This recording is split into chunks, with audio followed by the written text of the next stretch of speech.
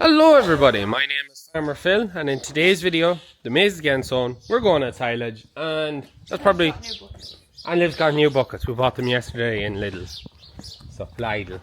He's going off to look after the calves and then go do fencing to get a batch of cattle moved. I'm going to go straight for the power harrow on the 7618 and head up and just finish off the field before the lads get here with the maize drills.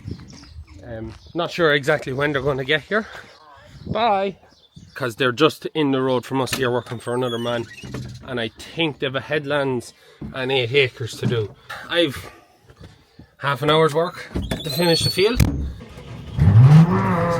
the field is looking pretty good.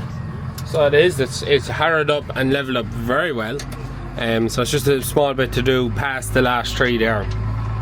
The headlands we're not going to do till the lads have some of the ups and downs done, then I'll start into headlands, because they're going to be driving over it and need to be redone for them to sow into, just to take out the compaction to make sure that the yokes that pull the clay back over on the plastic are able to do so nicely. Also, a lot of people were saying on the video where this came that we should put leveling board on the back.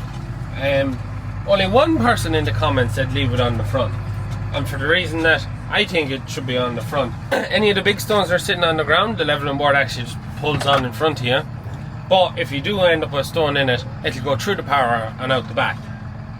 Whereas if you have leveling board on the back, the power harrow pushes it through it, hits the leveling board, and then comes back round and back round and back round. It just can't get through it. That's one of my theories anyways. This is all that's left. It's not a lot. I don't know. About 2 hours yesterday while Liv was editing the video, and it's just left me with a small bit to do. Some weather. And just for anyone who's outside of Ireland, they've currently introduced hosepipe bans for some of the towns or counties, I can't just remember, in Ireland, me, Donegal. Because we're looking at a 2-week period now without rain, we could be starting to look into drought conditions in some parts of the country. Where we are, oh, there's Father Phil coming up. Where we are will generally be fine because we're in heavy clay. If we burn, the rest of the country is pretty well burned. Mixed out. Done the last run here, and I just after seeing with pumpkin planter, new pumpkin planter coming to plant under plastic, coming from Samco. It's new to us, it's second hand, it's a 2021 machine.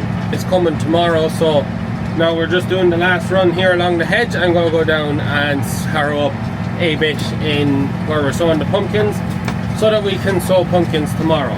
There's a lovely view from up here on top of the hill. A bit further back now you'd see down around bottom's a bit better across the hedge, but it's just, yeah, this time of the year when the countryside is blue skies and green hedges and the hawthorn, the white of the hawthorn in flower, and that, it's lovely, so it is.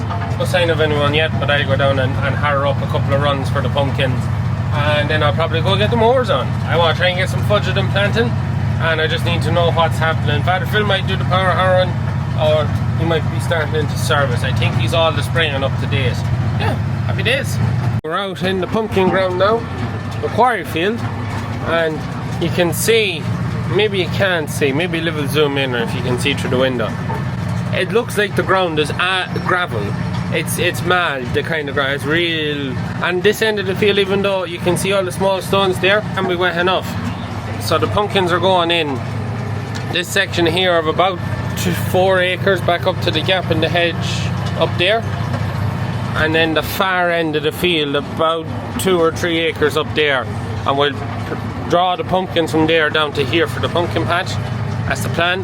Then that section up there from the ESP pole and the hedge right the way back is in sunflowers. Rose to get that ring roll today. There's a small bit of barley left to do, and then he's going to go out and ring roll that. We're packed up in the yard now. So I've done, I'd say, about 3/4 of an acre out there, so we'll start off with that. I have to get the stone picker back to pick the stones. Problem with when the ground is stony with bigger stones is it affects laying the plastic, as it'll make the discs that pull the soil back on the biodegradable film to keep it down, lifts them, and then it lifts that, and then the plastic starts to wave in the wind. Drills will be here in an hour to start planting. 2 drills land here to plant our 15 acres.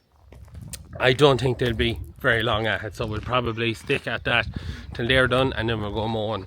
I have 10 acres to mow ish, 10 or 12 for baling. So other fella's working on the 99 there, just servicing it up.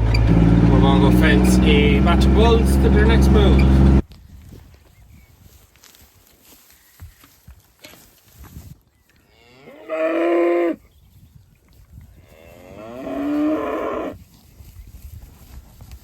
Now, that's the lads getting their fresh move of grass. Looking good so there. And we move on, go back to the yard and see the lads in the yard for starting to sow the maize. Father Phil's waiting on some oil to come to service that. The side panel I'm in bother with, it fell off on Eric because it broke the clips on top. And I don't know how I'm going to keep it on it. I'm just going to go clean up the cab now and shimmy the windows while we wait for the lads to come with the maize drills. Try to give the tractor a good wash there over the weekend so it's not looking too bad. The dirt is on the inside, not the outside.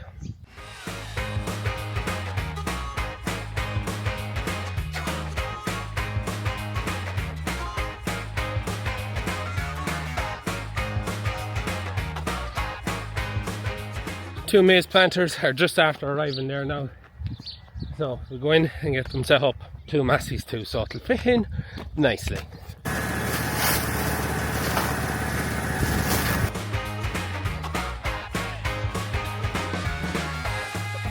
Oh, it's Keith Allen's crew is sowing our maize this year, so two 7718s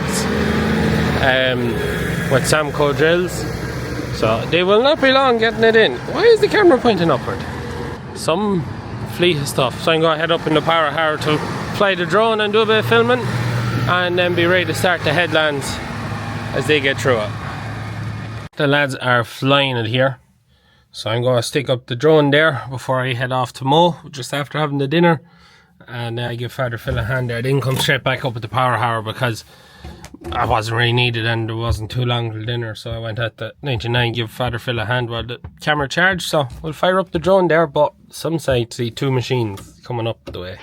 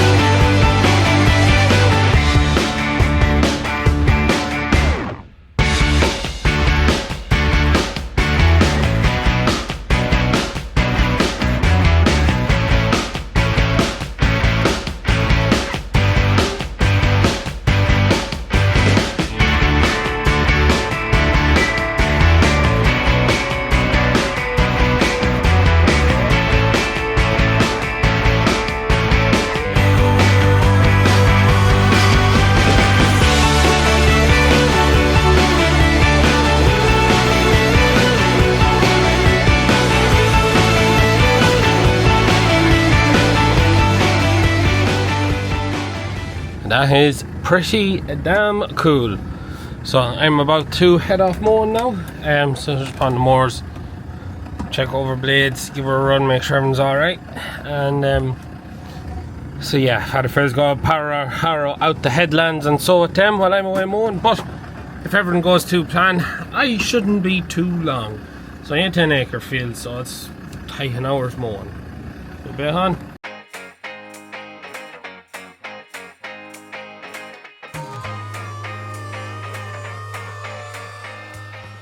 And we are off to go knock some, one meadow. Not some meadows, it's just the one. As you can probably tell, we're in a different tractor, we're a different mower. It is now 4 o'clock, and I suppose we put the last hour and a half into servicing up this mower and giving the 6480 a blow down the radiators, blow down the air filter. She's quite dusty after her spring's work, and she's more or less finished now, but we start into reseeding. We've quite a bit of reseeding coming in and stone picking to do, so I'm hoping the stone picker's back this week, so a nice bit to get done this week. We're off in the 6480 and the 10-foot John Deere, the good old reliable. Why? Well, to put it in the easiest format, the front PTO is not working on the 99. There was suspicions that it was not going to work, but nothing had been done about it till now when we wanted it, and did not work. We put on the mower, spun it, and it looks like the pack is gone. We've organised my uncle Derek, so you've seen him in videos, bally headed lad.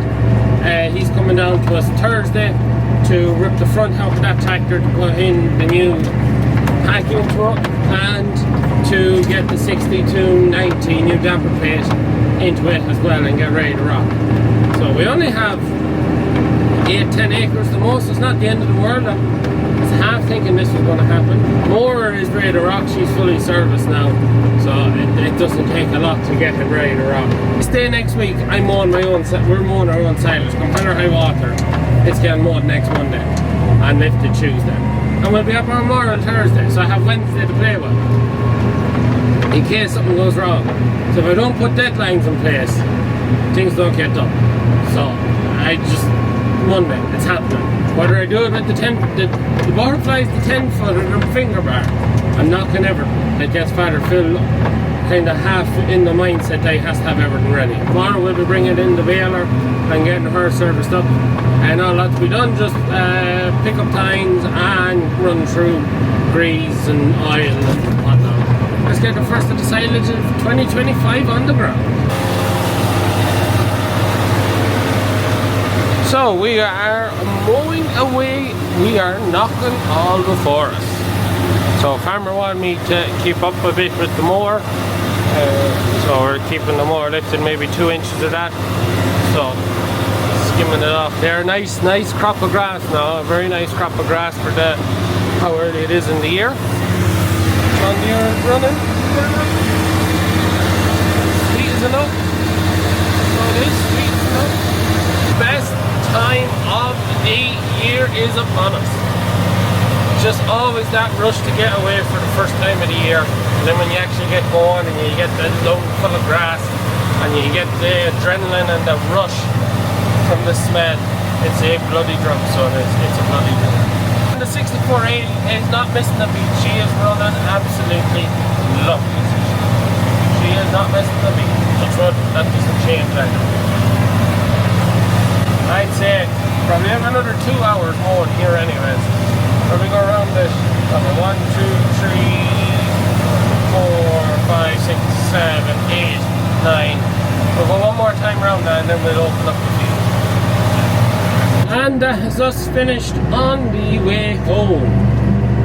So I know I didn't film a lot of mowing, and that was because the farmer I was mowing for was sitting beside me. Apart from that bit where he got out to flush pheasants.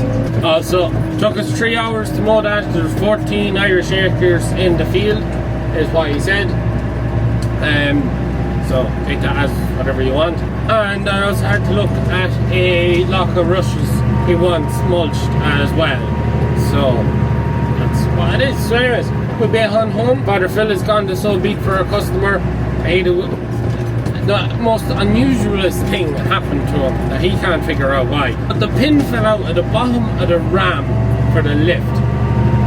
Bro has gone to him with the telly to lift all up so he can get the pin back in, but he cannot fathom and has never had it happen where the pin fell out. It didn't break, didn't snap, it just fell out. And he's bemused as to how it happened. Well, anyways, so I get home and I figure out what I'm going to go do. That's her back. That was, I suppose, that was the uncle's outfit, but more, he would have had the Covernal more than the John Deere. He loved the Covernal more. And she's running quite nice. I feel scary seeing it to all the wood around me. But she run very, very, very nicely there. And if she stays like that for the summer, let me know in the comments, will she last the summer? But if she stays running like that for the summer, I'd be a very, very happy man. Very, very happy man. because she did not miss a beat on me. And the John Deere, she's brightened now. She's ready to rock and roll for the summer, serviced and ready to rock. We do have jobs where we can only use this. They're either awkward to get into, or lanes are narrow, or small areas, stuff like that, where that mower just does this job. I'd never be without that mower because of the way it lifts. Because sometimes I like to go chancing a bit of mowing for baling on ground that I know has stones in it and obstacles to avoid. But with the way that mower works with the rams in the back, your bed is always at a certain level of a spring, and then you can lower, you're lifting and lowering the bed by adjusting the whole chassis. No, the bed is actually, it doesn't make any sense. I just think it's a very safe mower for doing dodgy bit of mowing. That's more or less my opinion on it. Never really given us any trouble. Get a bite tea, and we see what we'll go at next. Brendan has to get that field ploughed, and Eric has harrowing to do for reseeding. But he will have to spend some time with Father Phil to give him a hand at mechanicking. But hopefully we'll be able to work it that Father Phil can do something that Brooke can go get harrowing done for reseeding. And live more or less just has their suckies to look after. So that's more or less Liv's job. Until we go at silage, then I have to convince her to go draw silage. But apart from that, Liv's job is just to keep the livestock entertained. She's moved out her pets too onto the lawn. They make some ruckus. They will not stay with the other goats. They keep coming back into the yard. So she's sending them out there. See, can we get them to detach? Somehow I don't think it's going to go very well. But it may work very well for us on the shop, because they'll be very friendly to come up to people. So Liv is going to bring our goats into bed. Just afraid of a fox. We don't know whether they're big enough when they're on their own to not have a fox kill them if we left them out in a pen. Just want to get them out to grass, but they will not stay with the other goats. So you have them spoiled. Rotten. Look at this big smiley head in there. Spoiled rotten they are. Keep them alive. Look. Pain in the hole you are. Good. So anyways, he's not going to be for another hour. So I'm debating now whether I go mulching or whether I go harrowing the reseed on the new farm. But first, we'll go put these goats to bed. He pains in the hole. Harrowing for the evening? It is. The field's 26 acres, about 4 acres of rushes and rock we're not going to do. So hopefully, we'll probably stick at it for the night, just to bring it to one cut standard. So I have to figure out where the Lemkin is, because it's not in the car park. We're out here now in the field. It's just getting dark now on me. I'll stay out here till I get a cut on this. So we've fed some silage here, so don't mind that. So you have that stretch just rushes along there, isn't sprayed, not going near that, that is just full of rock. Them rushes out there again is full of rock, that's why they're not topped or anything. I'll go through them slowly. If I'm not happy, I'm just not doing it. Father Phil just let the boom over it on either side of the good ground. I don't really know what's the best way. There's what we call famine ridges in this field. Now, they may not be from it's just what I've always been told to call a famine ridge. And you'll see them a little bit here, but you see them more over there, and they're like a ridge. If you look there, you can see up, down, as you go across the field. I was always told to call them famine ridges. That's the sign of a field that has had nothing done with it in a very long time, because they're supposed to be the ridges that potatoes would have been set in. May not be a case with here, but that's just what I was always told to call them. This bit of the field goes that way, that bit over there goes the other way, so I'm going to harrow with them, otherwise I will be lepping in the cab all night long. This is the other thing. There's a stone there, sitting about 6 inches proud of the ground. I have to keep an eye out for some of them. Some of them I'll cross because they may come up with the harrow, some of them may not. But there's big boys that I've showed you before. When last time we were in the field, we were at the far end looking at this is from the other end. Never had any disc or nothing break on the Lemkin before. but I've never tried to do what I'm about to do. I've done stuff where there's stones in it, but not like what's here. That's also kind of why I didn't put the new discs on it, because I have a bit of a fear in me that I break new discs. But that's the Hill Hunt. This is me for tonight. A bit of filming before it gets dark. See what it looks like after a couple of runs. But the plan is I get a full cut on this evening. Brendan will be back tomorrow after the bank holiday, and he should get the second, third, maybe fourth. And we'll either have it ready for grass seed or stone picking. We're on our third run out, but so far so good. We are losing daylight, that's what I said I'd just show you quickly. Seeing we're turning up a nice bit of clay, and it's not sounding very stony. I was expecting it from here on, like just a whole lot to be stony. So I might change it, we'll go across, but off to quite a good start. Since we've got a nice depth of clay, you'd like a little bit more of a churn on it, but I'm expecting it to take a couple of cuts, just because it's old pasture. So one thing that when I was showing you the last day, that people were saying, why don't we get a digger in and clear all them tabletop big stones? The reason is why this is rented ground, so you always have to factor in how much you spend for how long you have it and make everything work. Other thing as well, this land at some stage has been cleared of stones, because along the river, which is behind me, there's big stones, like big stones. Whether it be man or digger, cleared this field of stones at some point, so there's no saying that what could be a nice pointy land on top could be half the size of the tractor underneath the sod. For us, this is just grazing ground.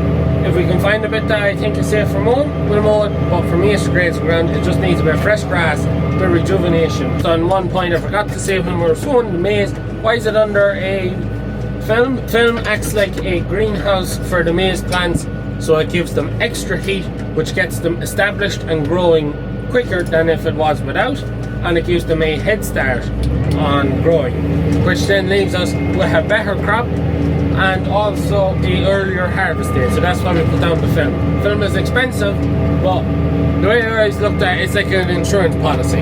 It's if you get a cold, wet start to the year, or if it was cold this time of the year, that's when it pays off more than if it was warm. It pays off all the time, it's just you get a better crop. Anyways, we'll stick at the job at hand. We get this field one cut, so we see how we're looking. This is going to be my last run of this evening. It's 11:10, I'm starting to get quite tired. And I was just thinking to myself, I'll probably have a lot of stone picking, or a couple of late nights later in the week stone picking. So I might as well get some decent sleep now and have myself kind of half rested. Over halfway through it. It's not near as stony as what I was expecting, not near as stony. And what I mean by that is, like, stones to be picked with the stone picker, if that makes any sense. Only 3 big stones that I've had to go around, everything else has been run across one. Maybe some of them will turn when it gets a second or third cut. We'll have to wait and see, but so far there's nothing worth picking. I'm going to leave it at that for today.